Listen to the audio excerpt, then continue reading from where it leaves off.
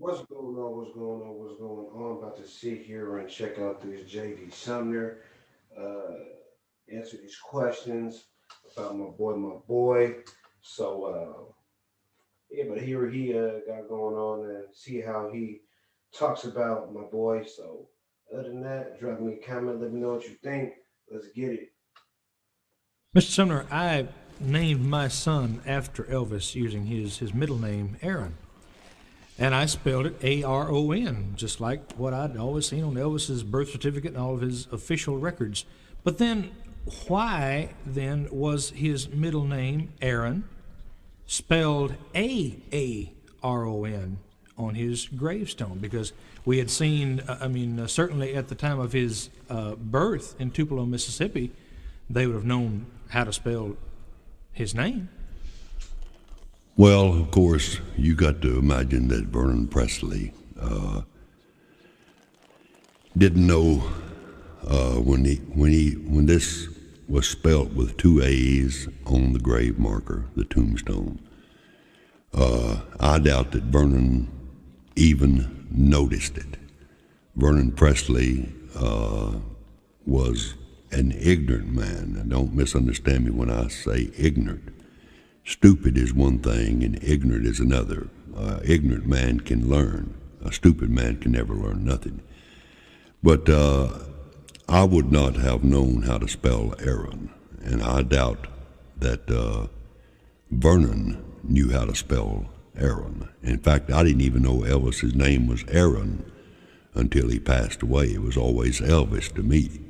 But the guy that made the tombstone was not apparently a fan like you was. That spelled it Aron. If you ask me how to spell Aaron, that's the way I spell Aaron. But the guy that made the tombstone, and I doubt very seriously that Vernon ever knew how it was spelled on the birth certificate or even cared how it was spelled on the tombstone. But Mr. Sumner, why was the picture that was taken of the body within the casket? That didn't look like the Elvis we knew. Well, of course, that was supposed to have been made by one of the cousins. And the question has come up that it didn't look like Elvis, that his nose was flat, and that it, of course, Elvis didn't look like he did when he was alive. Elvis died. He was on his knees, and his elbows and his face was in the rug. Elvis had a massive heart attack. He lay there for about 2.5 or 3 hours before he was found in that position. And by that time, the body deteriorates, and certainly by the time they found Elvis, rigor mortis had already set in. So his face was already shaped as to where a funeral home could not do anything about the looks. And then Elvis had an autopsy, which will change the looks of a body. He had the type of autopsy, post-autopsy, that everything is removed from the body.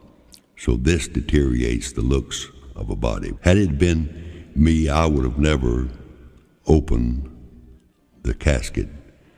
But Vernon came from the old school, the same as I did. When my mother passed away, they asked me, did I want, I said, Mr. Sumner, it's customary now that we don't open the casket at the church during the funeral, but it's up to you. I said, the casket will be open. Vernon should have kept the casket closed, but instead of that, Vernon had the casket open for everybody to see. There was 80,000 people that came through to view the body after it was placed at Graceland. Now the thing to do, in the old days, you brought the body home, and people set up with it. The same thing happened to Elvis, because Vernon was from the old school. Now people don't do that. Elvis was brought home to Graceland. He was put in the foyer. of Graceland, and people were allowed by the thousands to come by and view Elvis Presley. And it could have been easily that the casket could have been closed. It could have been a closed funeral. Even I would not have been able to have attended the funeral if it had been a hoax or anything pertaining to a hoax. But Elvis Presley was dead. His casket was open. Thousands of people saw him. All the people at the funeral that day saw him. I felt of his hand. I know that Elvis Presley is dead. Well, I guess sadly all of us in this room and everybody who is listening to this tape surely know by now that with you being there and you being in charge of the funeral, it's true that the king of rock and roll, Elvis Presley, is dead. But as we close this series of tapes, tell us something funny. Well, of course, when you was around Elvis, well, everything was funny. Because if he wanted to be funny, you laughed whether it was funny or not. But I was in Tucson, Arizona, singing at a little Baptist church. Got a telephone call from Elvis. He traced me down through calling my wife at home and finding out where I was at. He traced me down and wanted me and the Stamped Quartet to come to Denver to sing at a funeral. And, of course, we had dates every night, so he said, my Jetstar is on the way to pick you up. There wasn't any question of whether I was going or not. The plane was already on the way. So at that time, I had a boy singing bass by the name of Larry Strickland. So I left Larry with the bus to drive it to the next date over in New Mexico. The Stamped Quartet got on the plane. We went to Denver. We sang at the funeral. After the funeral was over, of course, Elvis came to the funeral dressed as a policeman. He had a police uniform on. He and Linda and came to the funeral, and Elvis was supposedly a policeman. After the funeral was over, Elvis said, "I want you to stay with me." Well, when he wanted you to do something, you did it. I stayed with him. And the quartet was sent back to finish filling the dates that needed to be done on that tour. I waited in my room, as you always did, for to see what Elvis, what he wanted, or if he wanted anything, or whatever. I just waited in the room until I was almost starving to death, so I decided I was going down to the coffee shop and have supper. I went down and had supper, eat as fast as I could, come back up, and as I was approaching my room, I heard a telephone ringing. I run, unlocked the door, and sure enough, it was my phone ringing, and it was Elvis. Elvis said, "Let's go and eat." I said, "Well, it just so happens I have just come from the coffee shop, Elvis. I have just eaten." He said, "I don't care what you've done." I said, "Let's go and eat." I said, "I had no idea I was that hungry." But, Still hungry. I am starving to death. Let's go. We went to a restaurant, which I can't name the restaurant, in Denver. Of course, the limousine was ready when we got downstairs. And we went to a restaurant to eat. He also had on a police uniform. We went out and eat, and while we were eating, of course, he took his cap off at the table, because that's the way he was raised.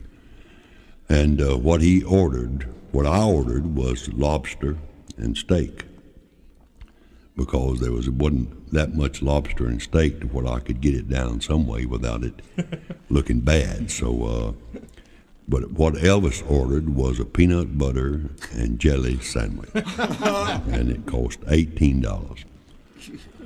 And while we were eating, a man came over to Elvis and said, "Pardon me, sir, but you can settle an argument between the wife and I." Said, "Are you him?" Now, who was him? He didn't say, "Are you Elvis?" He said, "Are you him?" Elvis said, "No." And he said, "Well, you certainly look like him." Elvis said, "Well, I've been told that a lot of times." That was the only way that he was bothered during the meal. We got through and came on home after this stay in Denver. Of course, during this stay, Elvis was in a giving away Cadillac mood, is what I call it. He had given away Cadillacs to the police department, to different policemen in Denver. And we were watching the news in his suite, and the little guy that was the anchor man for the news said, "Well, our friend Elvis is still at it. He has now given away a total of 12 Cadillacs." And he said, "By the way, Elvis, when you get mine, I want a black sedan Seville." And Elvis said, "Give me the phone." And I said, "My God, what's the man going to do?" So he called the Cadillac man and said, "I want a black sedan Seville at the TV station by the time this guy gets off the air." The Cadillac man got the Cadillac to the TV station.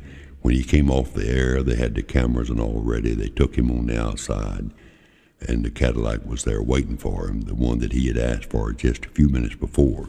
Well, what was Elvis Presley doing? He was producing his own television show from the hotel. And I was sitting there saying, "My God, why in the name of God don't he give me that Cadillac?" Because I was driving a Pinto at the time. But that's the way that he enjoyed life. But we came on home. Elvis, apparently when he was a young boy, well, peanut butter and jelly sandwiches was his favorite. So he woke up one afternoon and at Graceland, and he wanted a peanut butter and jelly sandwich at this restaurant. He called his pilot, Milo, and got the crew together, got on the Lisa Marie, the big airplane, flew to Denver. I know personally I seen the receipt for the fuel. It cost $8,000 to fly the Lisa Marie from Memphis to Denver. He got on the plane, flew to Denver, got him a peanut butter and jelly sandwich, and flew back to Graceland. That peanut butter and jelly sandwich cost him $16,018. And I would have personally made him an arm load and walked him over to Memphis from Nashville here for $100. Mr. Sumner, this lady said she took pictures of Elvis hiding in the back bathhouse. Well, whoever said they made pictures of him did not make pictures of Elvis Presley. Now, the photo that I seen, supposedly, as somebody implied that it was Elvis sitting behind this screen door, looking out over the swimming pool and the meditation garden. Anything can be done with trick photography. You can take a picture and put it with another picture and screen one of them back and make it sort of hazy. That whoever said they took a picture of Elvis Presley lied, because Elvis Presley was dead, and there's no way that he could have been sitting behind that chair unless Jesus has done it again. There's only been two people that's been raised from the dead. That was Lazarus and Jesus Christ. And Elvis Presley is dead, so that nobody took a picture of him. That picture is also a hoax. Thank you, Mr. Sumner, for your time and your insight into this subject. We appreciate it very much. But yeah, going all the way somewhere else just to get a peanut butter and jelly sandwich, that's crazy. That's crazy. Reminds me of like little dumb shit I used to do and still do. I'll go all the way 2 states over just to go get a pizza and come right back. Just because I want that pizza. You know what I'm saying? And I really be doing that. That's crazy. But I did enjoy the JD Sumner. I'm a fan of his. I like the voice. He holds it down, uh, especially on that Why Me Lord. You know what I'm saying? And Greensboro, North Carolina. Yeah, that's exactly where it was at. That's the blue suit. This is an owl. That one.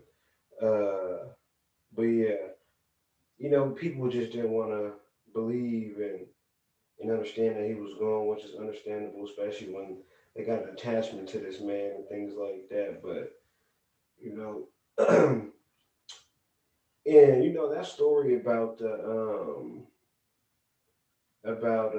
when he died. That to me is what I don't have clarification on. I didn't heard people say they heard a thump. Then they ran upstairs and he was dead. And then JD's talking about it was like 2 hours before somebody had found him, and then I heard a couple of different people say, "Oh yeah, I found him. No, I found him. No, I found him." So it's like kind of don't even know really what happened. You know what I mean? What do you think? Who do you think found him? And because from the list of it's like 8 people had found this man, and that can't be the case. You know what I'm saying? That can't be the case. But shout out to JD, that deep ass voice, speaking real highly on my boy. So I respect it. Drop me a comment. Let me know what you think.